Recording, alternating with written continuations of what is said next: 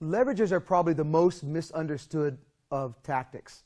They range from jiu-jitsu and MMA, the armbar, kimura, even neck cranks can be considered leverages because you're applying leverage to the joints.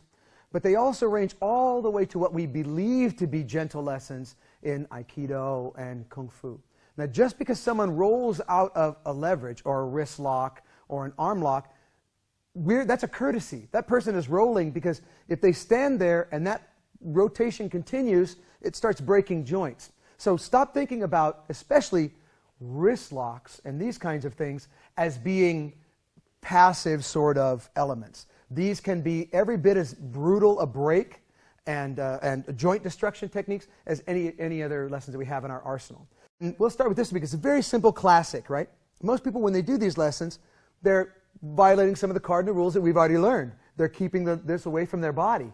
Well, we know for a fact he's more powerful here than I am. If I try to affect the lesson, he'll twist himself out of it. But once this is fused to my center, I can do whatever I want with it.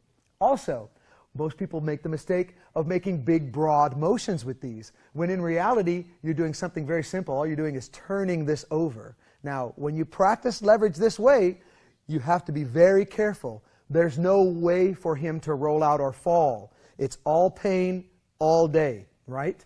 So, watch how we do it. I'm not going to grab the wrist. The moment I grab the wrist, this is where my leverage point is. I'm not going to get anything out of it. And if I do, it's going to be just a percentage of what I really want. So I'm grabbing up above, digging my fingers into the meat, and putting my fingers in between the knuckle bones so that it sort of lodges in there, right? So I want to make sure that he can't yank that out. If I'm passive this way, he'll pull it right out. I don't have anything to hang on to it. But once I've set that and dug that in, it's very hard for him to pull that hand out, all right? The next thing I'm going to do is draw it to my body, right? Now, before we affect the leverage, I want to show you why they work. A leverage doesn't work because of the wrist. A leverage works because what you're doing is sucking up all the energy of the body all the way to the floor, and there's nowhere else for it to go because the floor is solid, so it has to come right back to the wrist. This is the smallest joint in the chain, so it has to. So watch carefully, up and down his body. It happens every time. When I twist the wrist, you'll see a chain reaction all the way down his body and then all the way back up as his body begins to move. So we'll just go slow. So watch wrist, elbow, shoulder, hip, knee, and his ankle. And when that can't suck up any more energy, then the pain begins. And his body has to go down. Okay? It works the same way to the outside. Wrist, elbow, shoulder. It's already started. Okay? And we'll go through this a little more in depth to show why they lock that way. And then when it comes over, his body keeps on trying to suck up the force. This way is easier. He can bend his body, keeps on sucking it up. And as long as I apply this, he has to fall to the ground or flip out. Those are the only two choices he has. All right? So, when we affect these leverages, we'll try them very carefully. We draw to our chest. We fold this directly over as if we were just going to take his hand and lay it flat on our stomach. We're not making big movements. Because my big movements, even if, the natural thing for someone to do is, of course, either strike or hook his arm around you to hang on so that you can't affect the leverage.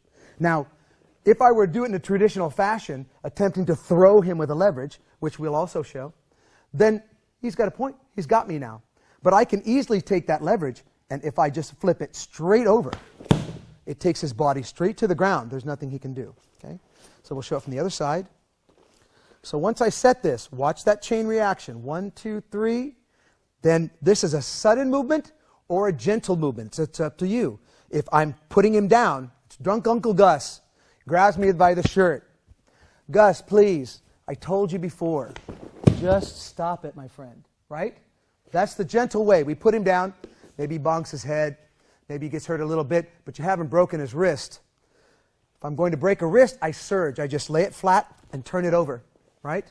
So here, I'm going to go quickly, but I'm going to maintain an even force instead of surging.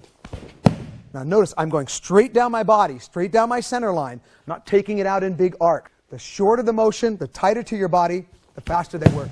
Take him right off his feet.